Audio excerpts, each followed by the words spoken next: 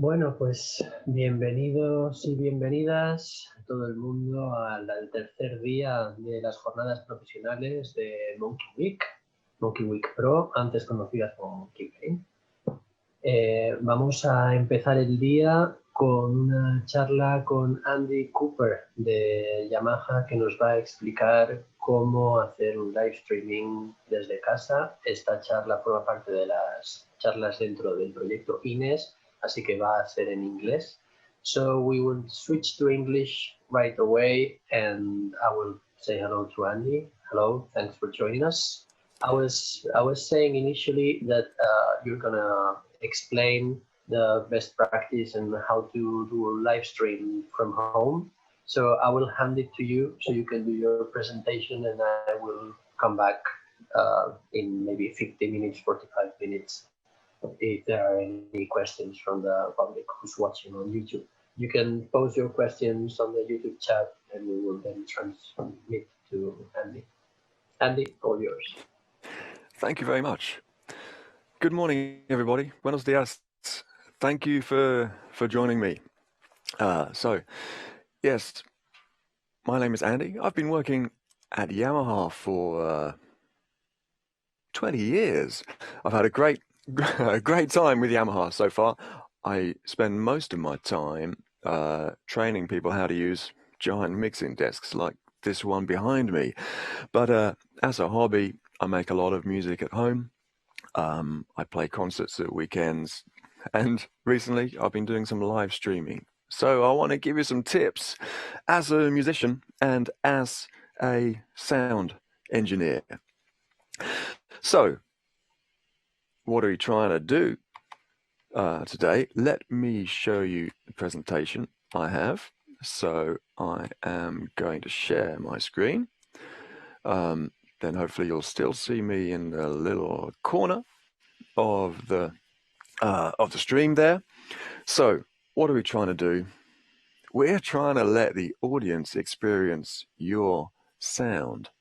So you can hopefully gain understanding, gain respect, and gain followers.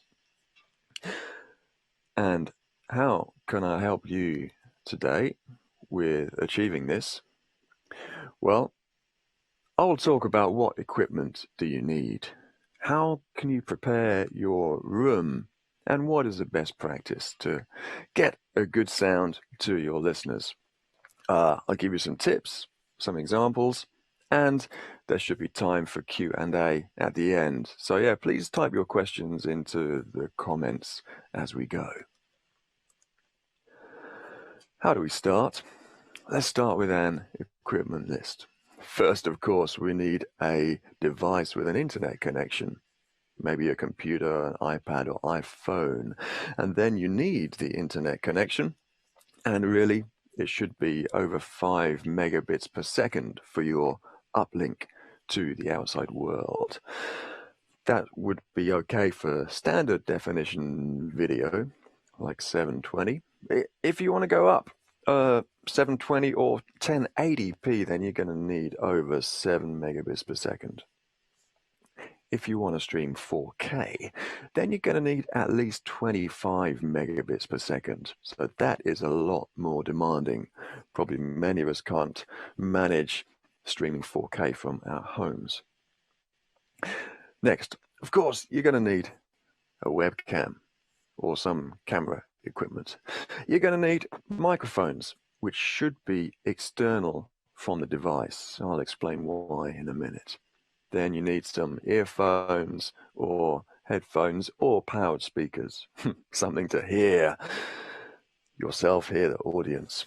And then you need a mixer and cables to get everything connected together, of course. So let's talk about microphones. Without them, no one's going to hear you. So yes, most devices have a built-in microphone, don't they? Laptop computers, iPads, iPhones, they all have mics inside, but they're not such great quality normally. And they're normally optimized for speech. So if you want to play music through them with more high and low frequencies, you might not hear them so well. For example, if you ever tried recording a bass guitar with a phone mic. Doesn't work so well. Also, the problem is with positioning. So you're going to position your webcam in the best position for the picture, which means the microphone of the device is going to be too far away from your voice. So it's going to pick up a lot of sound from the room, a lot of echo and noise. Or if you're typing on a keyboard, it'll pick up the sound of the keyboard, won't it? So you want to take the microphone as close as you can to your voice or instrument. So an external microphone will be better. And also then you can choose a microphone that's more suited to the voice or the instrument that you've got, depending on the frequency range of the instrument and how loud it's going to get. So how do you choose which microphone you're going to use? There are so many different types of microphone on there. Well, you could use this type of microphone, a headset microphone, which brings the microphone very close to your mouth so you get really clear sound. So that's very useful, but perhaps if you're singing, it might get a little overpowering or pick up too much of your breath noise. You could have a lavalier type or clip type, that clips on here. That's quite discreet for filming, isn't it? You might not see it on the video, but only use this if you are wearing headphones or earphones. These type of microphones do not mix well with loudspeakers, especially if the loudspeakers are pointing at you, which means they're pointing at the microphone. That would be a recipe for bad noise. So another type of mic is a handheld, dynamic, or condenser mic on a stand. Perhaps rather like this one here, which I use for singing. It's obviously versatile for voice and music. You can point it at the instrument, point it at your mouth to get a good sound. 100 to 200 euros will get you something quite decent. 300 or more euros will get you something quite professional. So, yeah, it's worth taking time to consider which kind of mic you need. If you really don't know how to choose the right microphone, then there's a page on Yamaha's website which will help you. If you go to the TF series, you could just do a web search for Yamaha TF series mixers.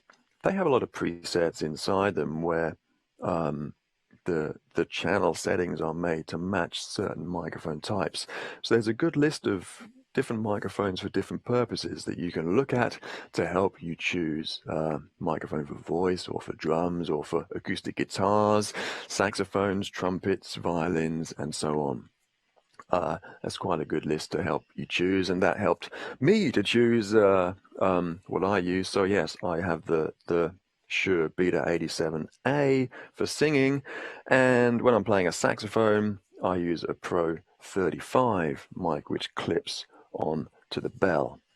We saw a quick picture of it just there in the middle of the screen. So once you've chosen your microphone or microphones, if you've got several instruments, then you should choose whether you're going to use headphones or speakers. Maybe you need to hear backing tracks to play along with. Maybe you need to monitor your own sound, or if there's several of you playing together, you need to be able to hear each other. Maybe you need to be able to hear your virtual audience. If they're going to be clapping or cheering or talking or asking you questions. So consider how you want to hear them, maybe with speakers on your desktop or headphones or earphones. So when I'm at home, I use the speakers shown here, the Yamaha HS5 ones. As you can see right now, I'm using molded in ear buds, so that blocks out other sound from outside, so it helps me to hear directly. Clearly, you see a lot of musicians wearing them, don't you, when they're performing? So how do you choose? Yes, earbuds are discreet. They They maybe are not even obvious at all. You could wear headphones, so like this, for example. I often wear these when I'm recording in a studio because they have a bigger sound, but if you're going to wear them, then they're going to get uncomfortable after a long time, and they might not be suitable for wearing while you're playing an instrument.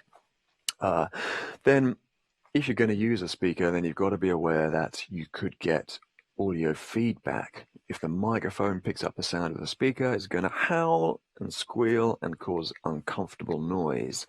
So to avoid that, it is best to use headphones or earphones. You know, never point a microphone at a speaker because it's going to pick up the sound and make noise.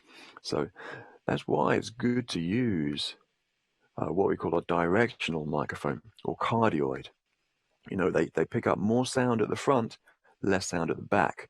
So if you have a microphone like that with the speaker coming this way, the sound is coming at the less sensitive part of the microphone, and the more sensitive part of the mic is pointing at the voice or the instrument. It's going to help it work a lot better. By the way, I guess you've seen a lot of performers holding a microphone like that when they perform. Sometimes it helps a singer to get a certain kind of sound if they're beatboxing, for example. Otherwise, it's bad news for sound engineers because it turns your microphone from a directional one into an omnidirectional microphone. That means it picks up sound all around. If you do that, it destroys the pickup pattern of the mic, and it will pick up more sound from behind, and it will cause more feedback, more noise.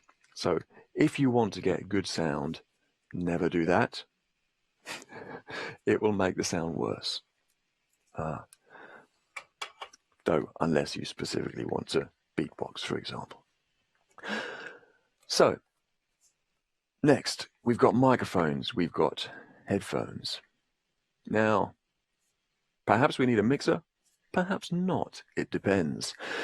If you've got two people, then you need two microphones and you need a mixer to merge the sound of them together. If you've got a voice and a backing track, you need a mixer to merge them together. If you've got a voice and an instrument, it depends. So maybe the acoustic instrument can use the same microphone as your voice. So one microphone might do it all. Perhaps if you're playing violin or flute, the instrument is quite near your mouth. So one mic might be enough, so you may not need a mixer. But if you play an electric or electronic instrument that doesn't create much acoustic sound, then of course you need a mixer to combine the acoustic sound from your voice to the microphone and the electronic sound from your keyboard or electric guitar, for example. So how do you choose a mixer? Well, probably you want it to be small and portable, so you can carry it from room to room or house to house. You want it to be able to work with your tablet or smartphone, perhaps, if you're going to use them for your streaming. So maybe you want it to be battery powered, or you want it to be powered from the USB connection to your computer, for example. Probably you want it to be easy to set up, and you need one or two microphones, perhaps with phantom power or the plus 48 volt. Some microphones need that to operate. And then you want an input for guitar or a keyboard, maybe a backing track input as well. And then you need sockets for your headphones or powered speakers. So there's our list of requirements, and I'll show you in a minute what I am using right now and what I always use for my little live streams from home. But first, we got a few more things to sort out before we are ready to broadcast to the outside world. If you look around behind me, well, I'm actually not at home right now. I'm in my studio in Yamaha's offices, and you can see I have a lot of soundproofing gear here, maybe if I just stop sharing, then you get the big picture again. So you can see behind me into the side, I've got some big sound improvement panels to stop so much echo in this room. So probably you can't have such enormous things at home. So what can you do? Well, you can use the equipment you have around you. Basically, let me share my screen again. And you can use things like curtains, carpets, and cushions to improve the sound in the room. You know, close the curtains so you don't get sound reflections off the windows. Have plenty of cushions and carpets and soft things around to deaden the sound. Um, uh, and of course, keep your microphones away from your loudspeakers. So that helps you to sound good in the first place. If you've got a good sounding room, then the microphone is going to have a much easier job of getting a good sound out of your voice or instrument. Next, don't just think about your sound, but think about the picture as well. So you can improve how you look to everyone watching just with a couple of lights, even just one light. See this picture of a light here? A selfie light. You can put your phone in the middle of that. So I've got one of those shining on me now, and I have another light on my other side as well to brighten up my face. I mean, it's quite a bright room already, but still, because all the lights are above, you get a lot of shadow on you. So if you want your face to be seen, then people will see your expression better and connect better with you. So you want lights coming towards your face. Now, if you're wearing glasses like I have to these days for reading, then be careful about reflections as well. Because if you have a light right in front of you, it can reflect in your glasses and back to the camera, which can be a little uncomfortable for those watching. Let me stop sharing again so you can see my video a bit better. So if I sort of do that, look up and move around, maybe you can start to see a reflection in my glasses. So you want to kind of avoid that. So raise the lights up a bit more and point them down to you, or have the lights lower, pointing up towards your face. Don't have them pointing straight at your eyes because they will reflect or they will be uncomfortable for your eyes. Have them kind of higher coming down or lower coming up. Just so you can tell what these lights are doing, I'm going to switch them off, and then you will hopefully see the difference. So that light is off now, and this light I need to dim and go off. Now hopefully you can see that's somewhat darker.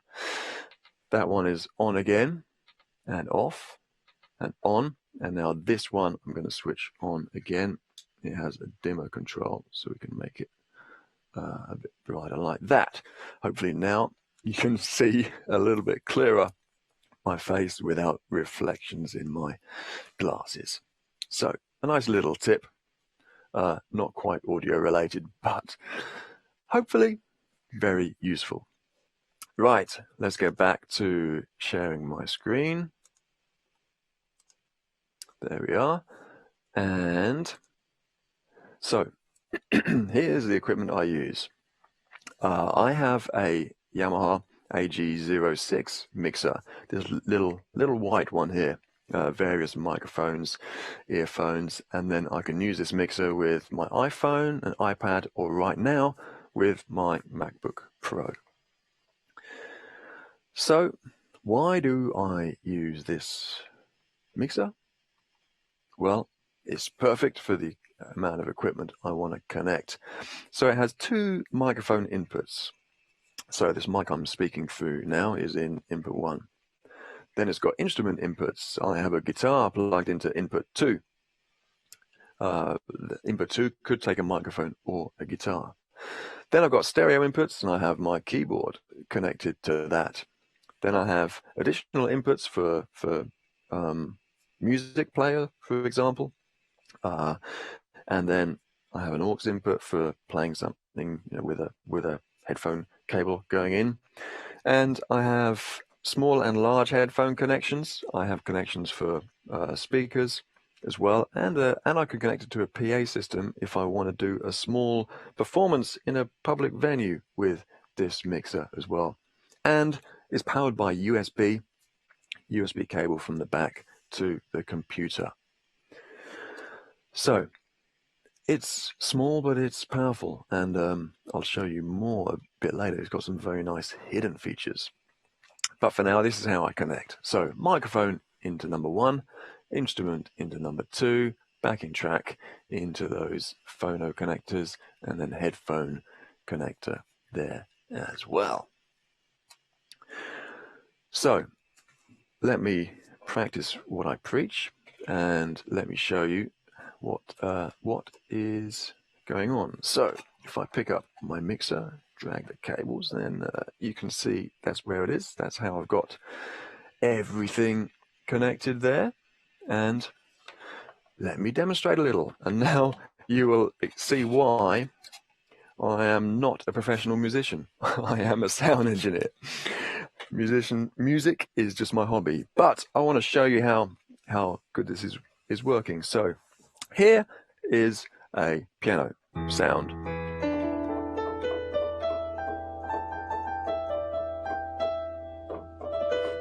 So that should be coming through nice and clear to you, I hope. Let's get another sound here. And using the sustain pedal, I can hold a key, hold a chord.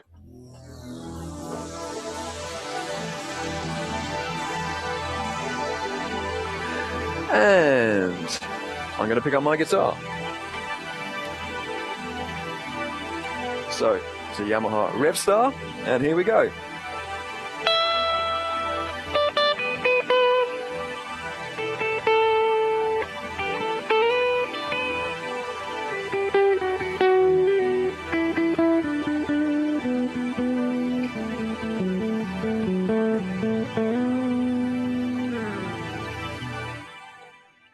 Gives you a little idea. So the guitar by itself.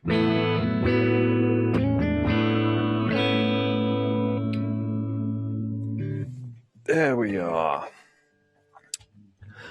So now you can see and hear just what you can do or what you can play back through that little mixer. And that guitar is coming directly into the mixer. No effects. It's only going through a little tuner pedal.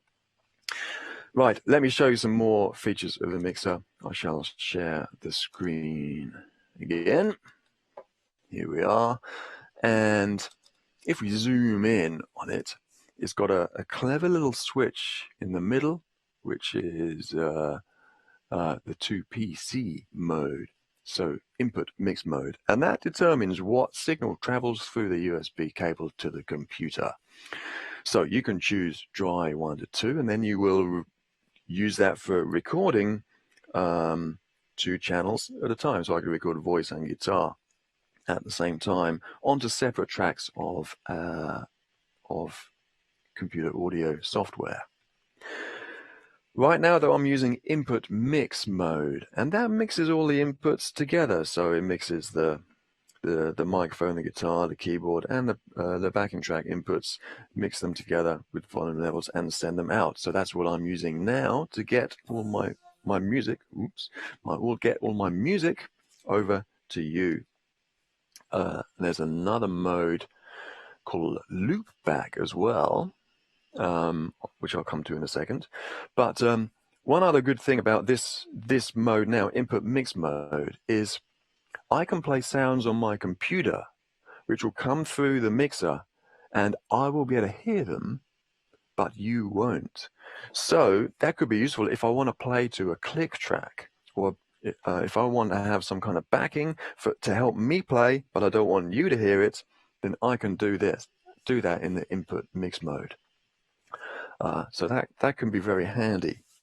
But then this next mode, loopback mode, that's a very interesting mode, very useful. That means I can play audio from the computer, and it will be looped back, so you, the audience, will be able to hear it as well. Now, I have to be very careful when using loopback with Zoom, because it will send all the audio that's sent to me through Zoom, it will send it back. So everyone else will hear themselves with a bit of an echo. So everyone else in that situation, in a kind of web conference, they would need to mute their microphones so they don't hear so many echoes from them. But loopback will allow me to place something from my computer to you. So I'm going to switch to loopback mode now.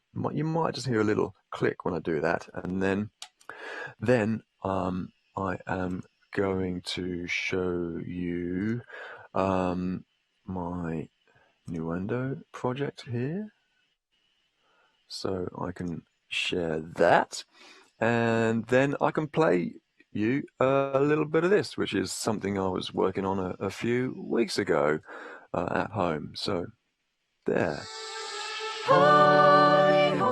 So you can see the vocal tracks there, and then yeah, 80s synth kind of sounds, bass there, pads, lead synth, bells, and then some of the tracks I decided not to use there. So then stop. So I can send this back to you loud and clear using loopback. So I'm going to switch back to input mix mode now, so that we're not going to possibly get some harsh sound from the other guys on Zoom now. So that gives you a great idea of what you can do with loopback. Let me go back to my slideshow. And another thing I can do with this mixer, I can add reverb to my voice. So right now it probably sounds like I'm talking from quite a dry sounding room. You're not really hearing any echo at all, which is not great for singing, is it? You want a more reverberant sound for singing. So I can do that. Here is some reverb. So not a huge reverb, maybe the sound of reverb from a small hall or small church. You can add that when you're singing. Whoa, whoa, and then switch it off when you're talking. And then switch it on again for singing. And switch it off again when you're talking in between songs. Forgive my voice there, I'm not a trained singer, but at least I can demonstrate that feature there. And yes, I had a little bit of reverb on the guitar as well when I played it. So nice to have those little features in there. Also, you get this amp simulate button as well, which I was using. So that enables you to get some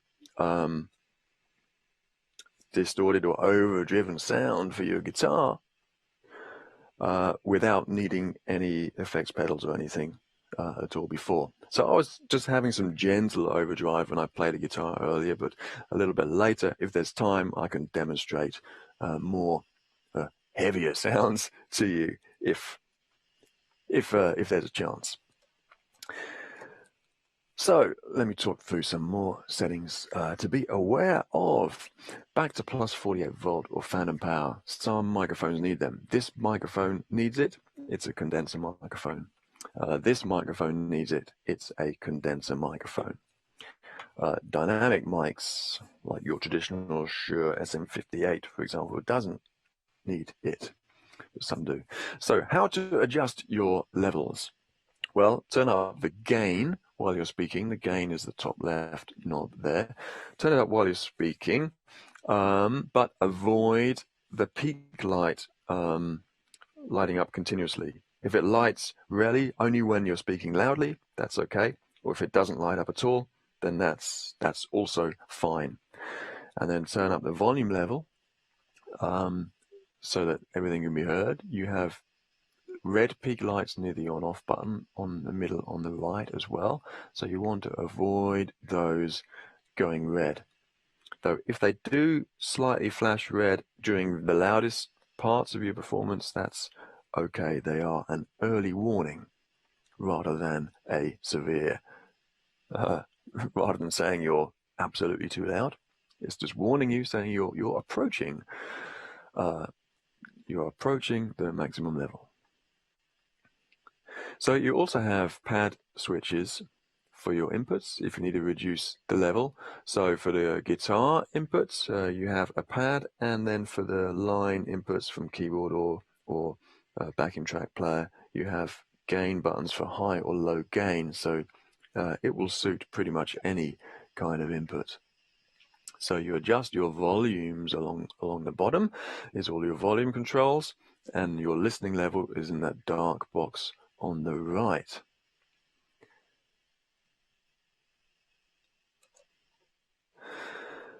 If you don't need so many inputs, maybe you are always performing just by yourself, just you and your guitar, or just you and your keyboard, then you could get away with this little smaller mixer, the AG03.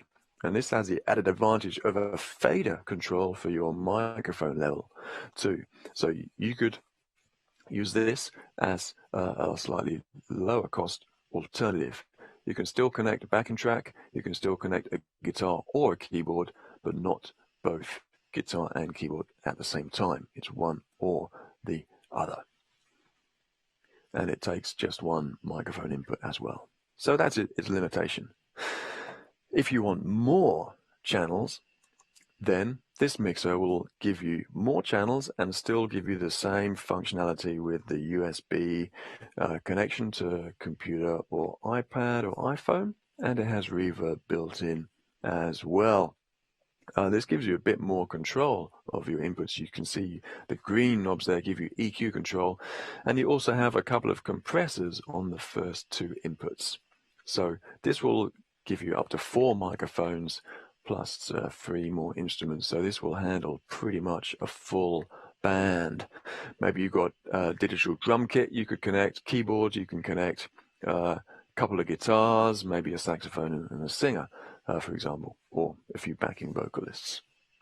So this is nice and easy to use with the hands-on controls, though the AG06 is smaller with less knobs on it, but it's actually more sophisticated. You get software with it.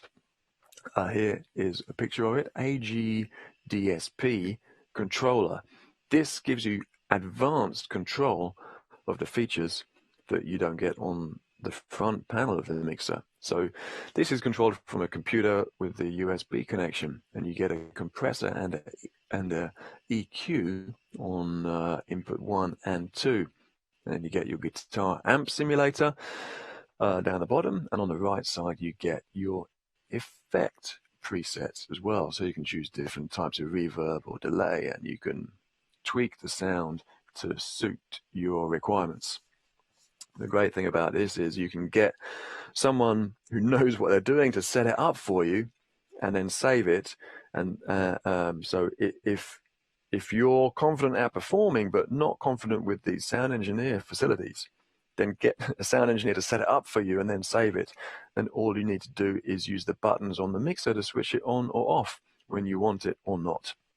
So that is the good thing.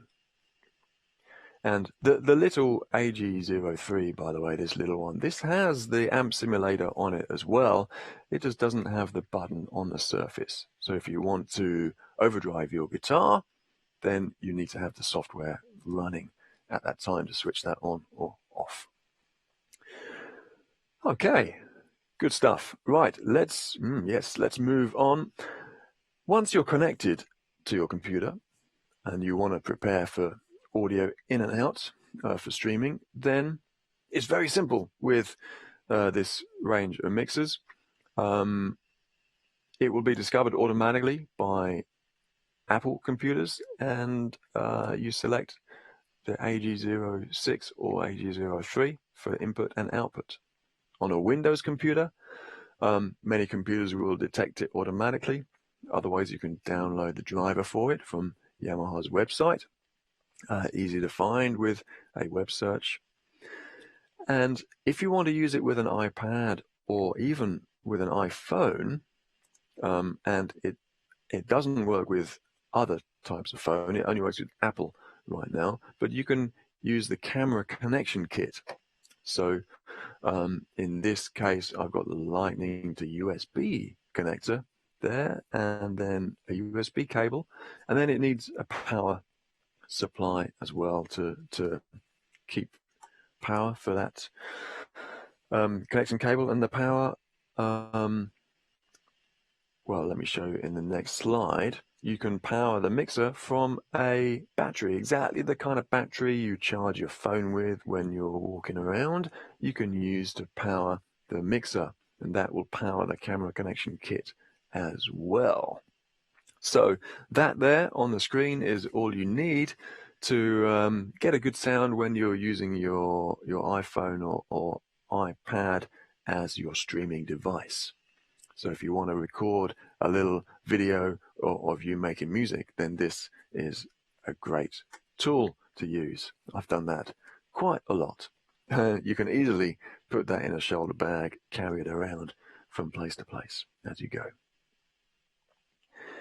Now, the next step, using software, tips for getting good sound for your software.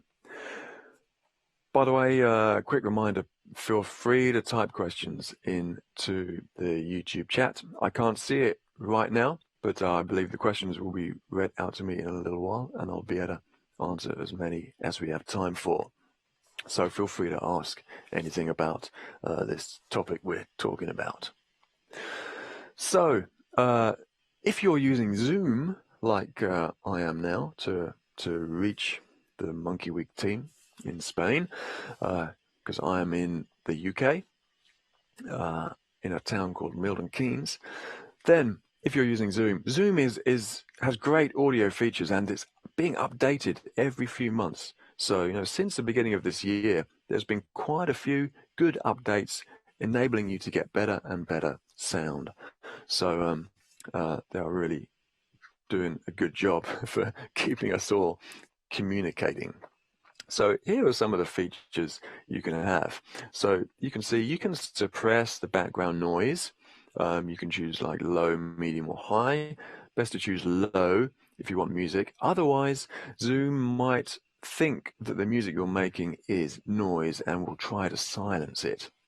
Obviously, you don't want that to happen, do you? And then it has some advanced options as well. So if you click advanced, then you get this next window here where you can choose to enable original sound, which will then bypass the echo cancelling algorithms of Zoom and give you the natural sound you've got coming from your microphones. Just a warning, only do this if you're using headphones or earphones. Don't do that if you're using speakers. Okay, because if you're using speakers, you will get some echo and you will want it cancelling. But if you're using earphones or headphones, then you can turn on original sound and get a much better sound coming through. So that's what I've done now. So hopefully you're hearing all the music I've played nice and clearly. So you can choose hi-fi music mode. You can even choose stereo audio mode. It uses more processing power, a bit more bandwidth, but you can do that. So all your listeners can benefit. So if you're using Zoom to do sort of a subscribed concert or a concert to known friends, fans, family, then these are good settings to make. So yeah, the background noise algorithms, they will think maybe that someone hitting drums is actually someone banging a hammer against a nail on a wall, and it will try to remove it. Or if you're playing pad sounds on your keyboard, it might think it's traffic noise or rain noise or something, and will try to remove it. So you kind of need to tell Zoom, yeah, I'm making music, don't disturb me.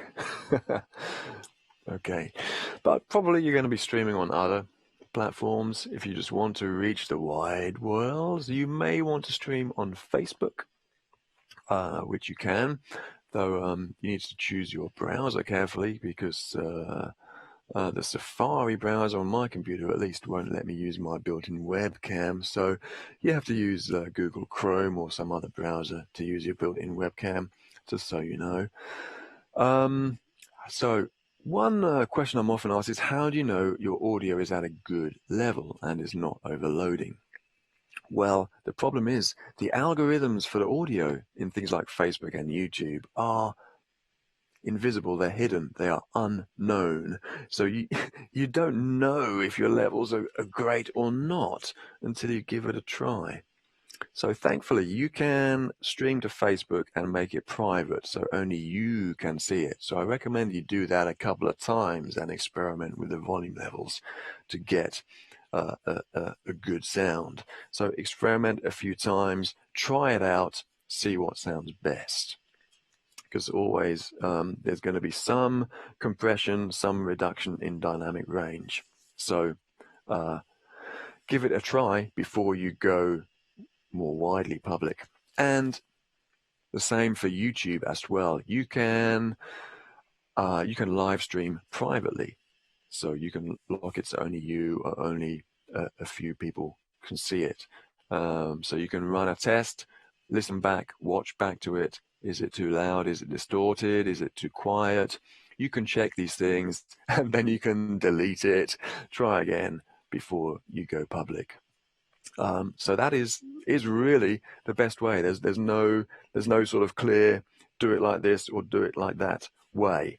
But I would say on this AG06 mixer, where you see the output volume levels, let me go back to a picture that has it. Just here you see the lights towards the top right of the little picture there, peak light and signal light. If the signal light is green, but the peak light is off, then that's generally a pretty good level range to be in. So you want the signal light on while you're playing or singing, but you don't want the peak light to come on. That should pretty much guarantee you're in the right ballpark for broadcasting your sound. So, nearly finished. So, what if what I've told you is not enough? Do you want to find out more, or do you need more? If you need more channels and more hands-on controls, then there are bigger mixers available. If you look through the MGXU range of mixers, and here's a web link, you can go to find more information about bigger mixers if you have a bigger music group that you want to live stream with. If you want more information, more instructions, then again, the website here, yamaha.com/2/MGXU, that /2 there, that takes you to a place that allows you to choose your language and choose the country you're from, and then it takes you to the right page. You can find more information, more details, kind of written guides on how to get internet broadcasting, or how to use the device as an audio interface to your computer. If you want other more resources, then you can go to the Yamaha Global YouTube channel later, and you can have a look for instructional videos and stuff. You might even come across me there, sorry to say. If you want more software features, then Cubase is a great tool to use. You'd have seen me using that earlier. That will give you a lot of lovely production features for use at home if you want to make your own backing tracks. That's great.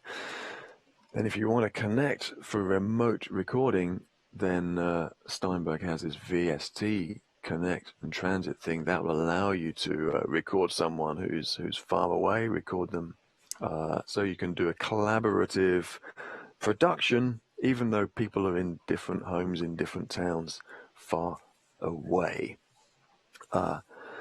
So I hope that gives you a really good idea. That's pretty much the end of my presentation. So shall we see what questions we've had available? I'll stop sharing my screen, and then let's check. Is there anything we can help? Thanks, Andy. It's been a great presentation, very clear, very very thorough. There's one comment first. There's one person saying that thank you so much for the tips about live streaming on Zoom and Facebook, because they didn't know that that was an alternative, especially for those tips that they didn't know about. So thanks for that. And there's one question about I guess it's personally for you when you live stream. It's what platform do you use when you live stream, and if you have experienced any setbacks with YouTube or any other platform when they may have blocked your screen, even if you were playing your own music. Do you have any tips for that? Right, good questions. So I've mostly used Zoom for kind of private streaming sessions or closed streaming sessions. I have done several things directly to YouTube, actually with a local church in the town where I live. Yeah, there have been a couple of problems. We've never had a live stream kind of stopped or blocked. But I have heard of others having that risk. Yeah, possibly YouTube has kind of continuously searching algorithms to check if there's copyright music being played without a license. Now, most churches will pay for licensing for doing that because they want to play songs that people know and can sing along to. Hasn't been that problem, and I don't really have a suggestion for how to avoid that problem, apart from make sure your music is completely unique, which might not be such a helpful suggestion, really. So yeah, you do always have to be aware of that while broadcasting on YouTube. It might sometimes think you're playing something by someone else and then try and stop it. It is always a risk using a public open platform that is, of course, used by many record companies who want to make money out of their streams. So they put pressure on YouTube to stop piracy. So it's always a fight. So yeah, you're always safer using a platform like Zoom, which is a little more private and not prone to being stopped by the internet police. Yeah. Well, I think that was the question we got.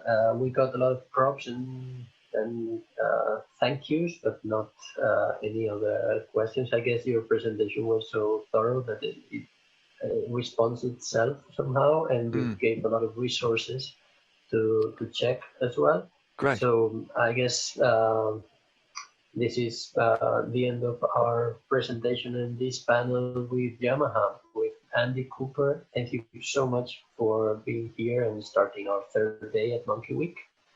And you're welcome. It's been a pleasure. I hope we can see you in person in Sevilla one day. I would love that. Yeah. I hope the rest of the week goes well in the meantime. Thank you very much, Andy. Take care, everybody. Bye-bye.